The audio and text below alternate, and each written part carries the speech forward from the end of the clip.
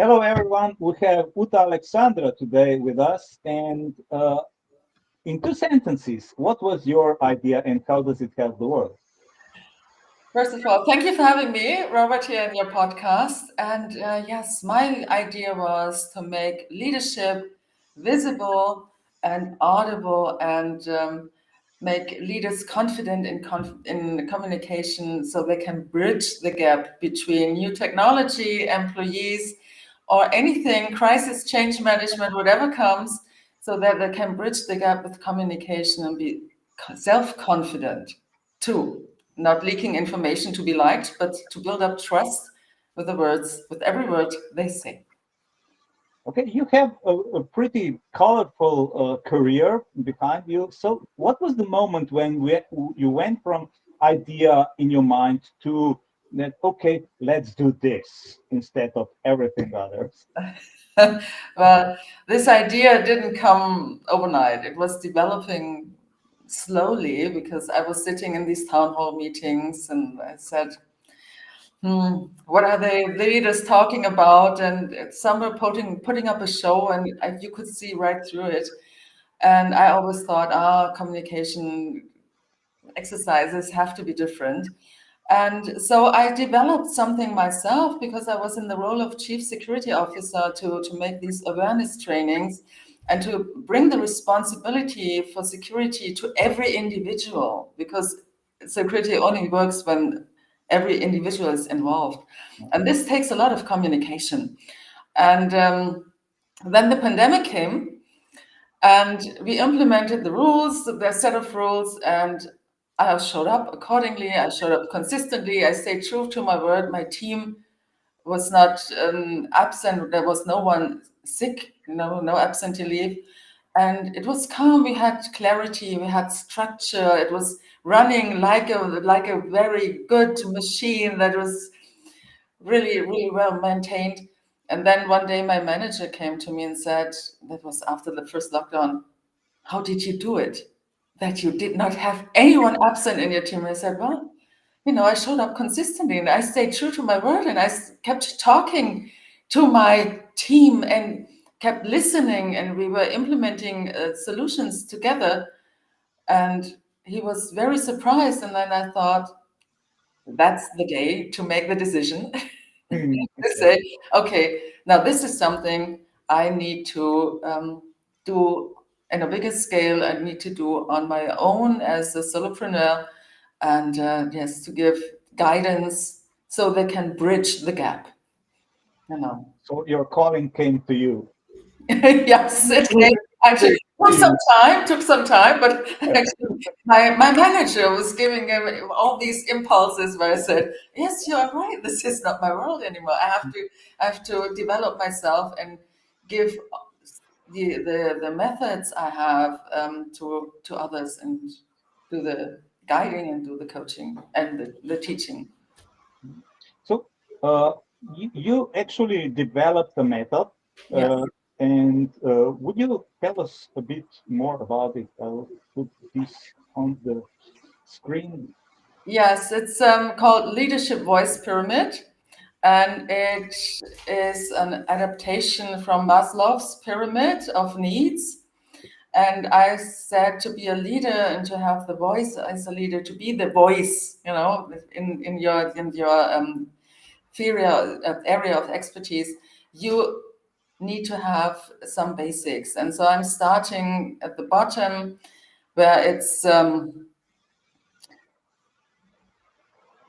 control, where it's a sound, where it's a structure, where you have your standing, with really beginning with the standing, because everyone needs self-confidence to go in front of the camera, talking to the camera, looking to the camera, not somewhere down there, talking to us, and working on these things, on the mindset, because mindset reflects in the posture and in the words, and then go further to get clarity for yourself in your message. What do I want to say? How can I build trust?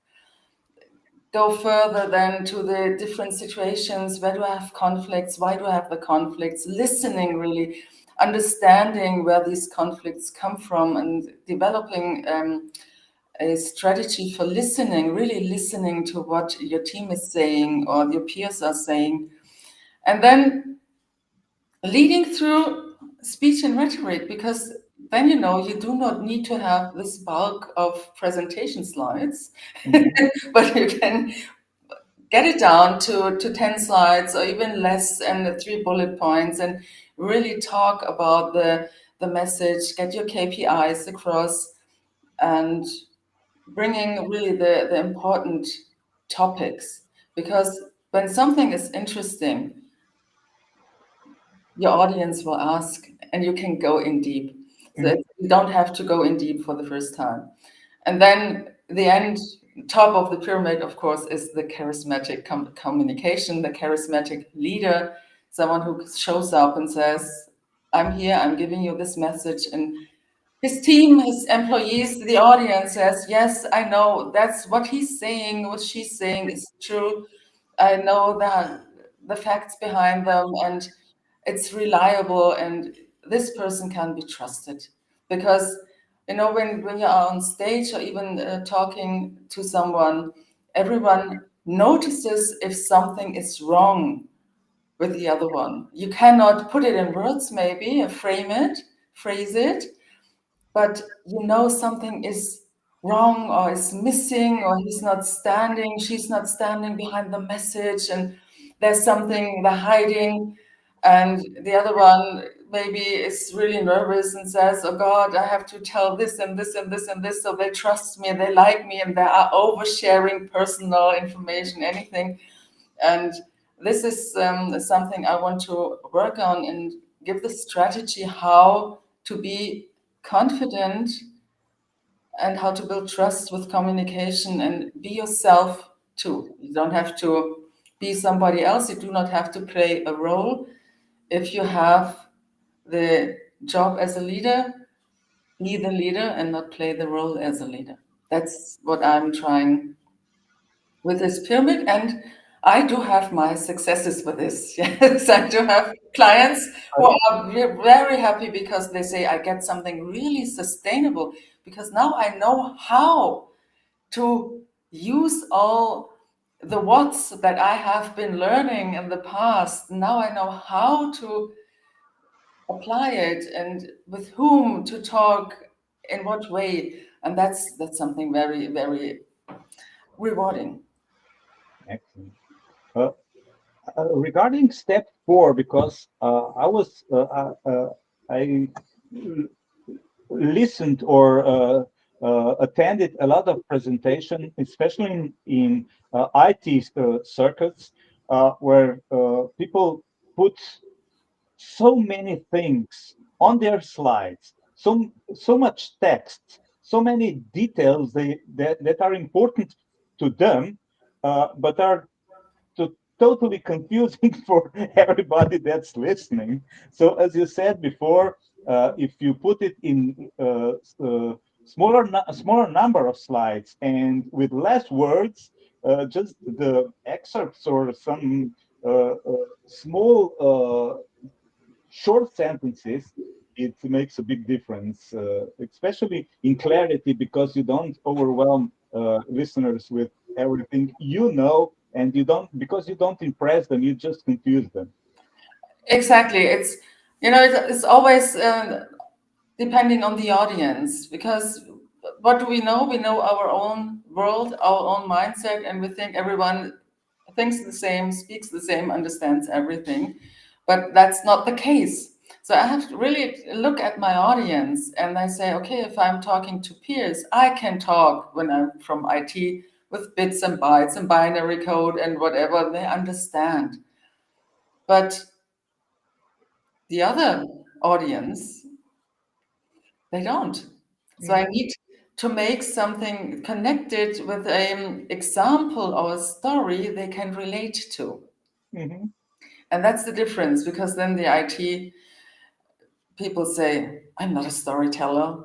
I'm not from the theater. Don't give me this. And I said, you don't have to be from the theater. You don't have to go to the theater. You do not have to get coaching in the theater.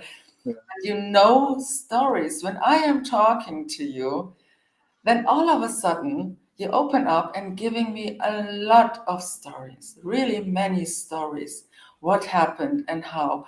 And Mhm. these are the stories you Mhm. can convey your message with. Mhm. And this is something we are working on. This is this big aha moment. It's like, okay, I do not have to invent anything, because then the worry is, oh, I need to write an essay, a creative essay or something like this. Like, no, no, no, no, no. I know you are full of stories. I know this. You have just proven it to me. You're full of stories. And then this is, it's really rewarding for my clients too, when they realize, yes, I can be myself. And no, I don't have to tell the names, but I can talk about the situation. I can uh, cut it down maybe and make it smaller or make it more structured, the situation, to give a general example. Then it's all the truth, it's nothing hiding it, but it's also not oversharing, because you're not saying, oh, this was this person and this was that person, and no, you're just giving an example. And when your audience can relate to it, that's a good thing. You did a good job. So, what do you think of using AI in this? I think AI is a good helper in finding ideas, maybe how to start something, and then take the idea and then develop it further on your own, Mhm. because you know your stories. ChatGPT doesn't, AI doesn't, Yeah. and I would stick then to my own stories and adapt it to the structure, to the communication structure we have worked on. I think that's a good idea. And Mhm. for research, I like it. Maybe a different point of view when you say, okay, now let's be my sparring. Um, I want to know, give me give me any criticism, give me a shitstorm, That's a good thing, because you get more information about this, you get another point of view. That's also why I like having teams that are not homogeneous, but that's very, very heterogeneous. I had a team member once, he was full of facts, and the other team member was full of stories. Mhm. Could imagine they clashed all the time, until I said, listen, you have your point of view, you have your point of view on this problem. And the solution, if you put this together, is a bigger solution, it's a better solution than just having one side. And AI can be used exactly for this too, to get another point of view. Mhm. So Mhm. I think it's a good thing. Of course, you have to know what you're doing. It's not like this is a responsible person. It's a machine. It's a system. It's a program, and someone sat there and programmed it. And you don't know the mindset of the programmers programming the software. But you have to be aware. It's a machine, and you have to be in control. It's not taking anything from you. You still have to be in control, but you have to know what you're doing and how you are communicating with AI. That's an important thing. I once heard a podcast or speech when Yasmin Alic and David Fryer were talking, and they said there the next big thing is not AI as artificial intelligence, but AI as authentic intelligence. Yeah, yes, it could be, because it's learning. It's a language model, a large language model. So it's learning from every conversation, every chat you're having, Mhm. and of course, it's piecing together things. Mhm. I yesterday I deleted all my chats I had with ChatGPT. I deleted everything. I exported what I had, and then I deleted everything to start from scratch again, because it's not good having all the chats from the history. ChatGPT is always drawing on these information, Mhm. despite the fact that you can say in the settings, "No, I don't want this." It still does. So Mhm. it's good to say, "Okay, I make a clear cut. I delete everything so far exported before, or something, and start again with what I have learned with my conversations through my conversations with AI. And so I can start again and know exactly, okay, I have to rephrase it. I have to not only say, don't do this, but I have to give the other prompt and say, instead, do that. Mhm. Mhm. So it's still, I am still the one in control for the time being. We don't know what will be next. It's Yeah, like yeah, yeah. maybe it will laugh at us someday and say, "You think you are in control," but So, if you want to implement this leadership voice pyramid, uh, how does this look? How do people approach you? Who are these clients, and how long and how much commitment does it take for them to see the results? um, my clients are usually from business, STEM, IT clients, medical clients, engineering, all these fields where you have a lot of information and you have to get to the point. And you can approach me via LinkedIn or with my email address or a website and contact me to get your discovery call, your free discovery call, so we can find out what it is that you need. And then I will always apply my leadership voice pyramid because I'm always using every step, Mhm. despite the fact that I have maybe a 90-minute coaching session. I will start with the step one, with the standing, with the mindset, with the breathing, with the articulation, and move up. Mhm. Or if there's a 4-week program or 3 to 6 months program, it will always be this. It's not like, oh, we have finished in week one this step and we will go on to the second step in week two. It is always um, iterating. It's always, every session covers every step of this pyramid so that you have a full set you can use. Mhm. With a specific topic, we have talked about it and implemented something. Put your start with your standing. You present it to me, and I'm like a sparrings partner too. And we always move through every step. So you can be confident and develop the self-confidence, speaking really about this topic and creating trust that you know what you are talking about. I think that's a big, big issue that you know what you're talking about and that your audience can feel it and can hear it in your voice and see it with the way you're standing, with the way you are conveying your message, that you know what you are talking about. I like that because a lot of people say, okay, always do the basics first, always do the basics first, but don't really implement that. They're some just saying that. And I remember when it really hit me when my daughter was learning piano, and her teacher said, "You don't uh, uh, finish, or you are not finished when you do it right once. You are finished when you cannot do it wrong anymore." And I think that's the basics. You repeat them so many times that you cannot do them wrong anymore. Yes, that's true. So with every session, we have the basics. So you repeat, and it's just a second nature. It's just your nature. You cannot do anything else anymore. This is the nice thing. You cannot go back. You will not go back to the way before because you have realized, wow, this is really working. This is really helping. So I'm using it. I have, Mhm. I like it. I just had this a coaching session with a small group of clients. And they told me, ah, now comes the nice part. Now this is the basic part, doing the standing and doing all. I said, okay, but in the first coaching session, you looked at me and said, what are you doing? What are you talking about? Why do I have to do this? I want to be up there with step 4, step 5. Mhm.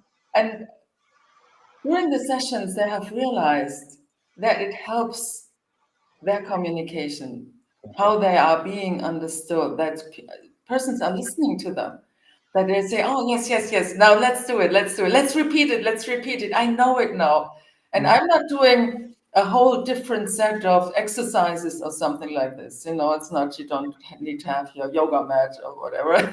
It's, you usually don't have this with you in business. So what I'm doing is I'm giving them tools they can apply really in the office before any meeting, and it's a tool set that I'm not changing very much in the beginning. It's always they're the basic, and then I give variations later on, but they Mhm. all can always come back to the basic, and they're always practicing the basic in every step. And this gives security because you have done it so many times before that it's just easy for you to, then to say, okay, now I'm ready to go to the town hall meeting and go up on stage, and I don't care if there are hundreds of pairs of eyes looking at me because they come in pairs, you know. Mhm. I'm so confident and I know what I'm talking about, and this helps. This helps Mhm. a lot. Great. So, uh, what surprised you the most on your entrepreneurial journey, in good or bad way? The surprise was first the skepticism concerning my method, especially the basics Yeah. steps. Mhm. And also, I was surprised that in the beginning I had my niche really small, my customers. I broadened it because I had so many persons who were interested and said, oh, I need this and I need that. And I said, this is nice, but this is too broad. So Mhm. I'm coming back again. It's like it's moving. It's really moving in circles, but not on the same level, but going up another level in loops, like a spiral. And sometimes it's straight up, and sometimes it's a diagonal, depending what it is. Yes, this is something that surprised me, and I said, "Oh, okay, now that's interesting, and that's good to know because this is something I can also give to my clients and say." It's not a problem if you move up and stay on the different level, but you're going straight up. It's okay. You don't have to go in the diagonal.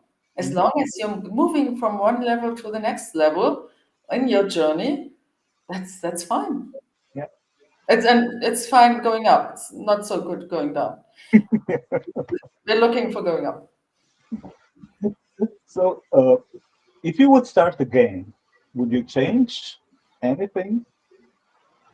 Would I change anything? No. I Okay. wouldn't change. I would not change anything because it's all such a valuable experience and it's a journey and you never know what you will encounter on this journey.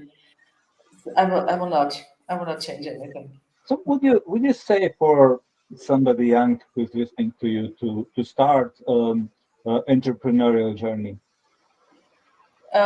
Stay true to yourself, to your idea. If you can imagine it, you can do it. I think this is what Walt Disney said once. If you can imagine it, you can do it. Mhm. And stay true to yourself. Check the facts. You can listen to many people. You can listen to many gurus. Mhm. Check the facts. Don't believe everything. Check the facts and check if this is good for you or it's just nice to know. If you want to try it and if it's worth trying it, it's okay. But don't don't focus too much on others. Focus on your path, on your goal, where you want to go. Or have a good boss like Uta-Alexandra who will find your purpose for you. Yes, exactly. Help you find it. Yes, Yeah. yes, of course, yes, of course. I Yeah. What was the bad business advice you received, or the worst one, or both? the best was just go for it. Try it. Go for it. That was Mhm. the best one. It's like, yes, go for it. And the worst one was, no, don't change anything. Oh, stay where you are. You're in a safe place. It's so safe. Stay there. Mhm. And I said, no, this is not true. It wasn't a safe place because this safe place does not exist anymore. Yes, Mhm.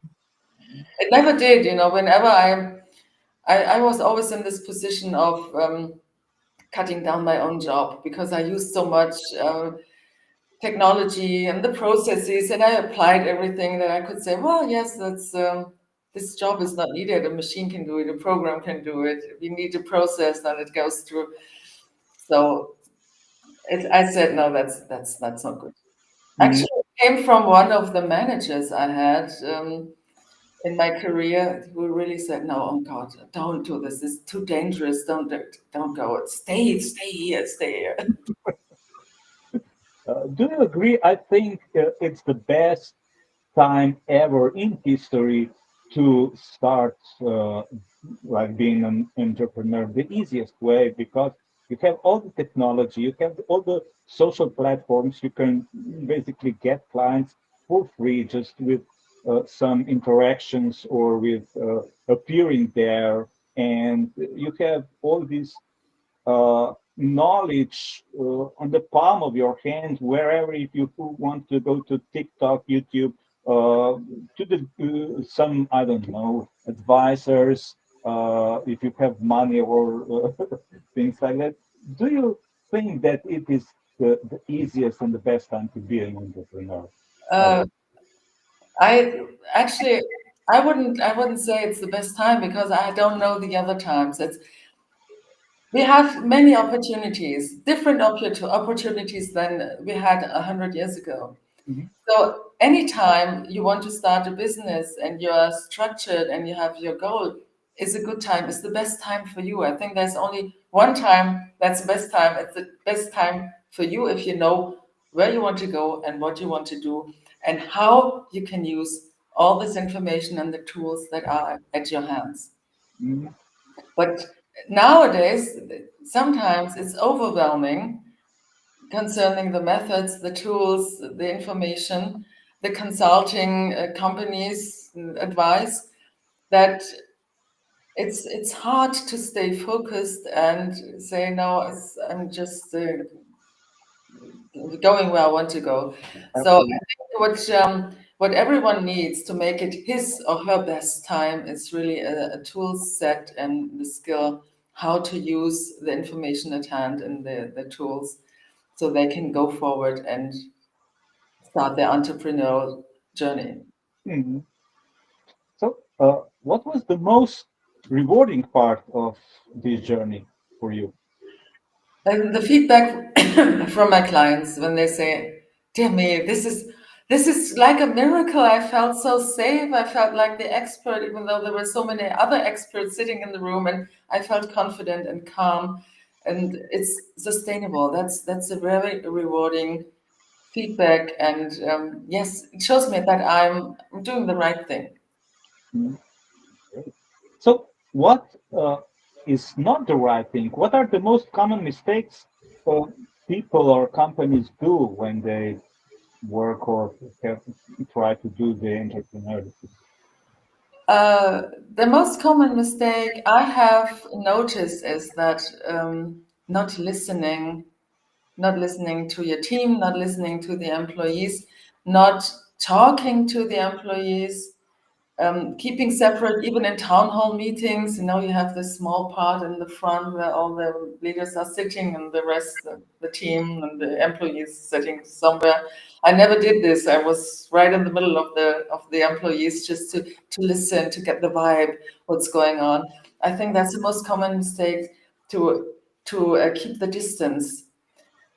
It's not that you're giving up anything of your managing role or position or anything if you sit there and listen to the employees and the team and just getting the vibe or what's troubling them, the anxieties. I think Do, that would be a good idea to do so, and that's what I've seen. It does not happen very often, and that's a very common mistake. And yes. do you think by implementing your leadership voice pyramid would help them with this, dealing with this? Yes, because I think why so many keep their distance is that they are so insecure in what they can share, how they can share it without oversharing, how they come across as a person. They want to be the big boss, they want to be seen as leader. And this pyramid helps being this leader and not acting, playing a role. It helps being this leader and being confident in the job you're doing. And so you have, because you are the voice, you are the thought leader, you are the expert, you are secure. You don't have to be afraid that anyone is coming too close or so. It's a natural distance, you know. It's like this is your area where you dance, that's yours, and the other one, that's mine. It's something natural. You don't have to be afraid that someone is taking anything from you, but you are secure. As soon as you are confident, you are not a victim anymore. You don't fall victim to anything, to manipulations or so, things like that. I like that. Great. So we are about the end. Any final thoughts? It was really fun. So Yes, I enjoyed it very much. And if anyone wants to book the discovery call, come to my LinkedIn profile. We find a slot where we can talk and check out if my program and the leadership voice pyramid is something that would help you too. And yes, I enjoyed being here very much. I me enjoyed too. It was gone in a few minutes, not in half an hour. it. Yes. Thank you for all the nuggets you shared, and have a nice evening. Thank you. Thank you. Welcome. Bye. Have a nice evening